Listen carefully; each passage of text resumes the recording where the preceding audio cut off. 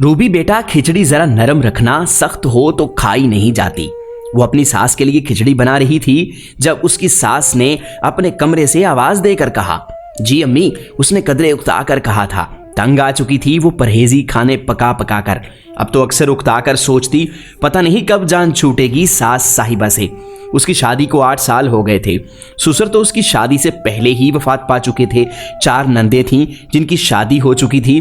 उमर अकलौते बेटे थे।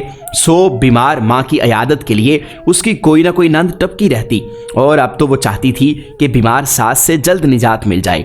अम्मी, मैं ज़रा बाजार जा रही हूँ, बच्चों की कुछ चीज़ें लेनी हैं। अभी 11 बजे हैं, मैं बच्चों के स्कूल से आने से पहले आ जाऊंगी। रूबी ने खिचड़ी सास को दी और जल्दी से तैयार हुई। रिक्शा उसे सामने सड़क से मिल गया। उसे बस दोनों बच्चों की कुछ चीज़ें लेनी थी, इसलिए वो 12 बजे तक फारिग हो गई। वक्त अभी था, उसने सोचा अम्मी से भी मिलती चलूं।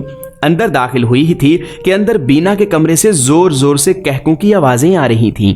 हाँ, सास साहिबा गई हुई, तुम बैठो, बस इरम दुआ कर मुझे सास से जल्द निजात मिल जाए।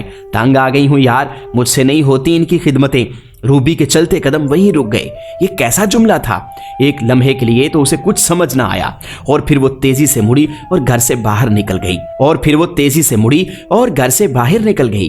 वो यकीनन उसकी भाभी की दोस्त इरम थी जिससे उसकी भाभी बात कर रही थी। उसके छोटे भाई की शादी को अभी साल भी नहीं हुआ था और बीना के मुंह से अपनी माँ के मुतल्लिक ऐसी बात सुनकर वो अंदर तक कांप गई।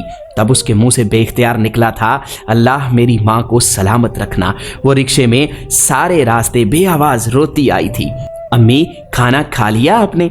किसी और चीज की जरूरत हो तो मुझे आवाज दे दीजिएगा। घर आकर वो सीधा अपने सास के कमरे में गई थी और अब अपनी सास से बात करते हुए उसके लहजे में उकताहट नहीं बल्कि बेहद एहतराम था।